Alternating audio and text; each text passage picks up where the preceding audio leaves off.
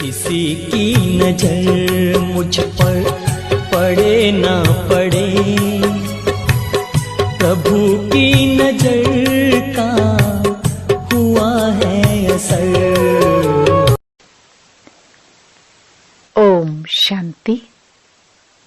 15 अगस्त 2024। बाबा के महावाक्य।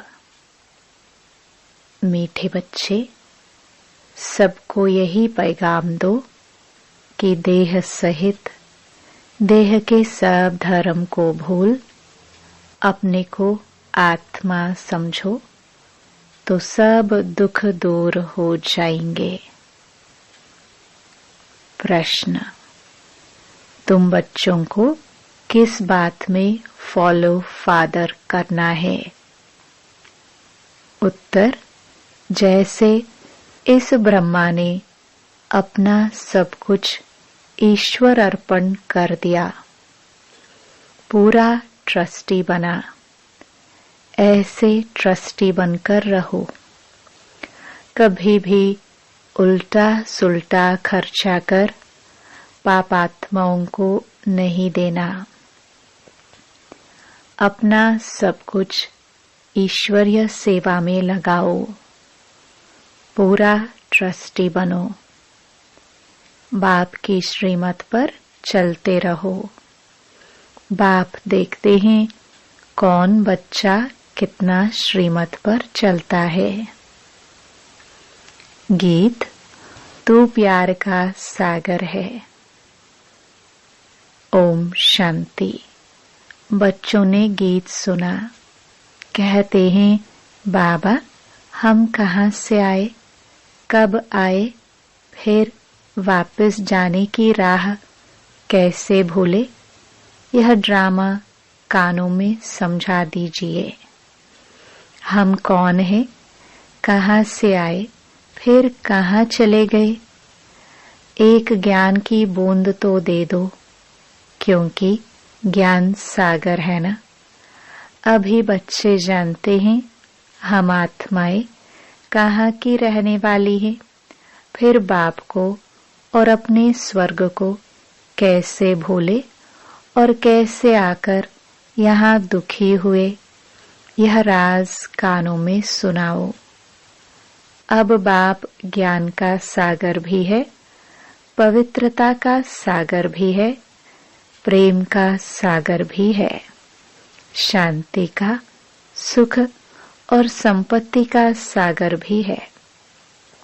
अभी बेहद के बाप द्वारा यह सब बातें समझते हैं। आदि में कहाँ से आए, फिर मध्य में क्या हुआ, जो हम रास्ता भूल दुखी हुए। फिर अब बाप को कहते हैं, बाबा हमको रास्ता बताओ, हम अपने सुख धाम शांति धाम में जाए। बाप ही बैठ बतलाते हैं, तुम आदि में कौन थे, फिर मध्य में क्या हुआ, भक्ति मार्ग कैसे शुरू हुआ, अंत में क्या हुआ। यह आदि मध्य अंत का राज अब बुद्धि में बैठा है। यह ड्रामा है ना, यह मनुष्यों को जरूर जानना है, क्योंकि एक्टर्स है। जानते हैं हम आत्माएं निराकारी शांति धाम से आती हैं, यहाँ टॉकी धाम में। मूल वतन सूक्ष्म वतन, फिर यह है स्थूल वतन। फिर मूल वतन से आत्माएं आती हैं टॉकी धाम में, शरीर धारण कर पाठ बजाने। आत्मा का निवास स्थान शांति धाम है। यह बातें दुनिया में कोई भी नहीं जानते हैं। यह ज्ञान सागर बाप ने ही आकर समझाया है, अभी समझा रहे हैं। ज्ञान सागर कहाँ जाता है? पारलौकिक परमपिता परमात्मा को, मनुष्य को नहीं कह सकते। यह महिमा सिर्फ एक बाप की गाई जाती है, जिसको और कोई नहीं जानते। अभी विनाश का समय है। गाया हुआ है विनाश काले विपरीत बुद्धि यूरोप वासी। अभी बाप ने तुम्हारा बुद्धि योग अपने साथ लगाया है कि मामेकम याद करो। मैं मुसलमान हूँ, हिंदू हूँ, बौद्धी हूँ, यह सब देह के धर्म है। आत्मा तो आत्मा ही है। बाप समझाते हैं देह के सब धर्म छोड़ अपने को आत्मा समझ मुझ बाप को याद करेंगे तो पतित से पावन बन जाएंगे। बाप कहते हैं इस देह को भी भूलो। यह सबके लिए बाप का पैगाम है। देह सहित देह के जो संबंध है सबको भूलो। मैं आत्मा हूँ, हम सब ब्रदर्स का बाप एक है। यह ब्रह्मा भी कहेंगे हम आत्मा है तो सब भाई भाई हो गए। इस समय सब भाई भाई पतित दुखी है। सब काम चिता पर चढ़ भस्म हो पड़े हैं। जब द्वापर के आदि में रावण राज्य शुरू होता है तो फिर तुम वाम मार्ग में जाते हो, तभी फिर और धर्म शुरू होते हैं। आधा समय तुम पवित्र रहते हो, फिर आधा में तुम पतित बनते हो। 21 जन्म भारत में ही गाए जाते हैं। कुमारी वह जो 21 कुल का उद्धार करे। कुमारी का मान है। तुम भारत का तो क्या सारी दुनिया का उद्धार कर रहे हो। तुम जानते हो हम सब आत्माएं शिव बाबा के बच्चे हैं, तो कुमार ही ठहरे। भाई बहन तब होते हैं जब प्रजापिता ब्रह्मा की औलाद बनते हैं। यह तुम बच्चों को ज्ञान है। हम आत्माएं सब भाई भाई है। सब बाप को पुकारते हैं, हे पतित पावन आओ। यहाँ रावण राज्य से दुख से हमको लिबरेट करो। फिर हमारा गाइड बन हमको वापस ले चलो। हमारे दुख हरो और सुख दो। अभी तुम समझते हो बरोबर बाबा आया हुआ है। हमको इस कलयुगी रावण राज्य से छुड़ाए साथ ले चलेंगे। बाप जानते हैं सभी आत्माएं पतित हैं, इसलिए शरीर भी पतित हैं।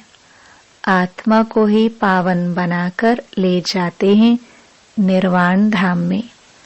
पास्ट से प्रेजेंट फिर फ्यूचर होगा। आदि मध्य अंत फिर आदि। सतयुग आदि, कलयुग अंत, फिर फ्यूचर होगा सतयुग। यह तो सहज है ना। अच्छा, बीच में क्या हुआ? हम कैसे गिरे? हम पावन देवता थे, फिर पावन से पतित कैसे बने? अभी तुम समझते हो। बाप समझाते हैं जब रावण राज्य शुरू होता है तब तुम पतित बनते हो। अब फिर तुमको भविष्य देवता बनाने आया हूँ।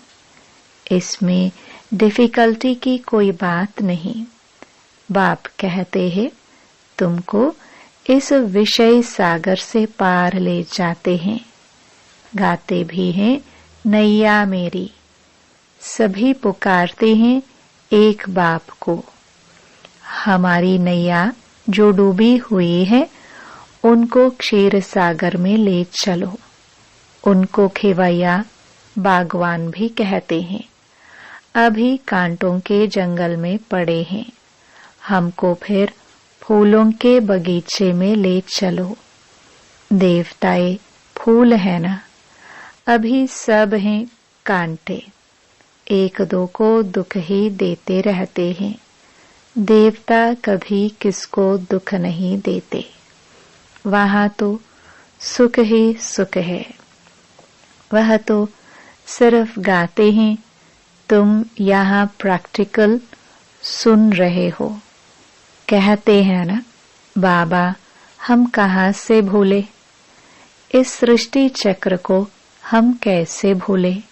सतयुग त्रेता में यह नहीं जानते, क्योंकि वहाँ तो हम सुखी थे। फिर दुखी कब हुए? जब रावण राज्य शुरू हुआ। भारतवासी रावण को जलाते ही रहते हैं जब तक उनका विनाश नहीं हुआ है। फिर सतयुग में थोड़े ही हर वर्ष जलाएंगे। यह है भक्ति मार्ग। अभी रावण का राज्य खलास होना है। भक्ति मार्ग में रावण को हर वर्ष जलाते हैं, परंतु मरता ही नहीं है। अभी रावण हमारे आगे जैसे मर गया। तुम जानते हो, रावण राज्य अब खत्म होना है। 5 भूतों का सिर काटा जाता है। पहले पहले काम के सिर को काटते हो। काम ही महाशत्रु है। बाप कहते हैं, इन 5 भूतों पर विजय पाने से ही तुम विश्व पर जीत पाएंगे। मनुष्य खुद भी कहते हैं, हम पतित हैं, इसलिए बुलाते हैं, पतितों को पावन बनाने आओ। आत्मा बुलाती है, हे पतित पावन, हे बाबा खिवैया रहमदिल बाबा आओ। बाप कहते हैं, मैं कल्प कल्प आता हूँ। कैसे आता हूँ यह कोई नहीं जानते। गीता में भी है, भगवान ने आकर राजयोग सिखाया है, परंतु भगवान कौन है, कब आया है, किसको पता नहीं है। गीता को तो खंडन कर दिया है। श्री कृष्ण को द्वापर में ले गए हैं। द्वापर के बाद तो दुनिया और ही पतित होती है। तो द्वापर में श्री कृष्ण ने आकर क्या किया? मनुष्य तो कुछ भी समझते नहीं, बिल्कुल ही अनराइटियस हैं। सतयुग में होते हैं राइटियस। तुम अभी अनराइटियस से राइटियस बनते हो। बाप समझाते हैं, तुम ही संपूर्ण निर्विकारी पूज्य थे, तुम ही अब विकारी पुजारी बने हो। आप ही पूज्य। पहले तुम पूज्य थे 21 जन्म तक, फिर पुजारी बने हो। सतयुग में 8 जन्म, फिर त्रेता में 12 जन्म लेते हो। बाप ही बतलाते हैं, तुम पतित कैसे बने हो, कब से गिरे हो। यह सृष्टि का चक्र फिरता रहता है। सारे वर्ल्ड की हिस्ट्री, ज्योग्राफी आदि मध्य अंत का राज बच्चों को बाप बैठ समझाते हैं। सब एक रस तो नहीं समझेंगे, नंबरवार ही समझते हैं। बाप कहते हैं, मैं आकर किंगडम स्थापन करता हूँ। अब तुमको सर्वगुण संपन्न बनना है। तब तक सतयुग में जा नहीं सकते। बनना यहाँ है, फिर भविष्य में जाकर तुम राज्य करेंगे। उसके बीच में सब विनाश हो जाएगा। विनाश भी देखेंगे जरूर। तुम प्रैक्टिकल में अपना पार्ट बजाएंगे। तुमको थोड़े पता पड़ता है आगे क्या होगा। जो कल्प पहले हुआ होगा वही होगा। तुमको टोटल बताया जाता है। स्थापना और विनाश होना है। विनाश कैसे होगा? वह तो जब होगा तब देखेंगे।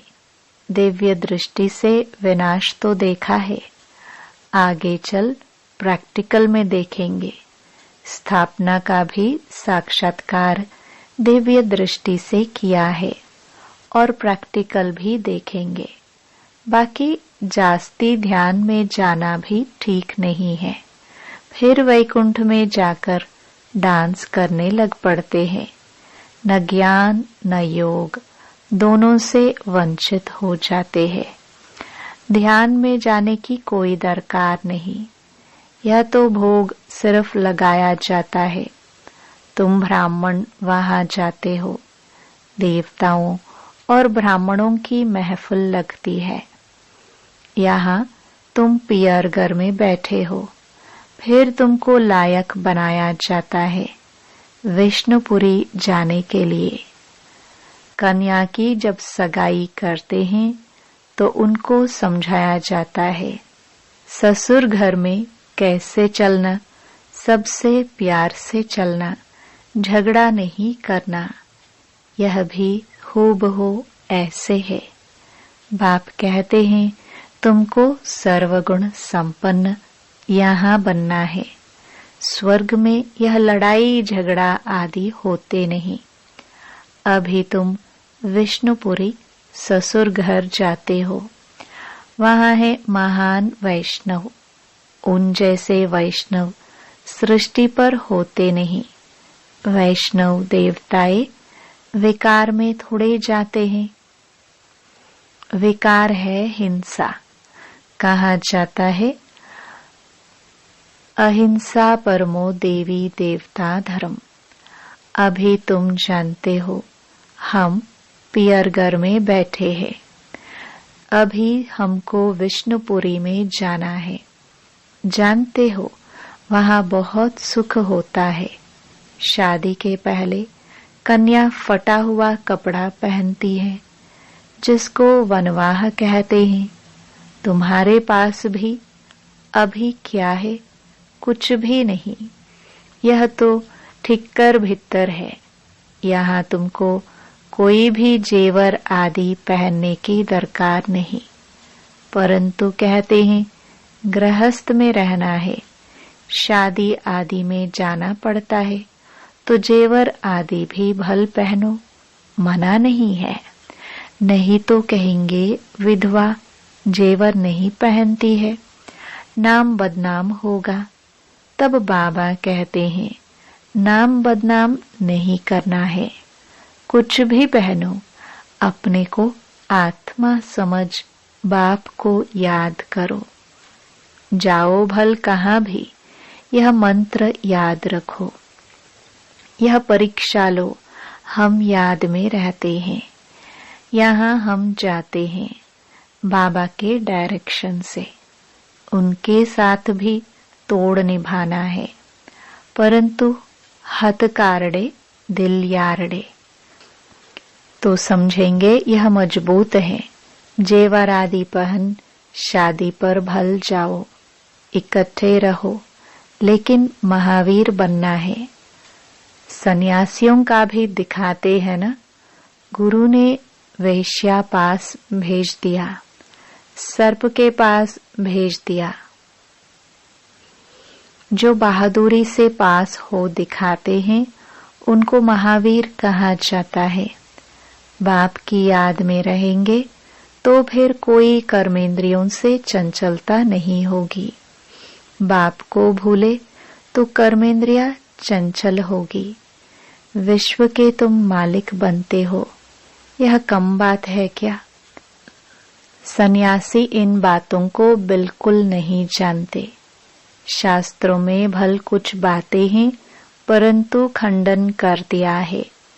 भगवानुवाच, मैं तुमको राजयोग सिखाता हूँ। जब तक जीते रहेंगे, ज्ञानामृत पीते रहेंगे, सुनते रहेंगे, राजधानी स्थापन हो जाएगी। बच्चों को घड़ी घड़ी शिक्षा दी जाती है। एक बाप को याद करो, दैवी लक्षण सीखो, कोई भी विक्रम ना हो। यह तो असुरों का काम है। तुम अभी देवता बनते हो तो दैवी गुण धारण करने हैं। सबसे बड़ा है काम का कांटा। आदत पड़ी हुई है तो घड़ी घड़ी गिर पड़ते हैं।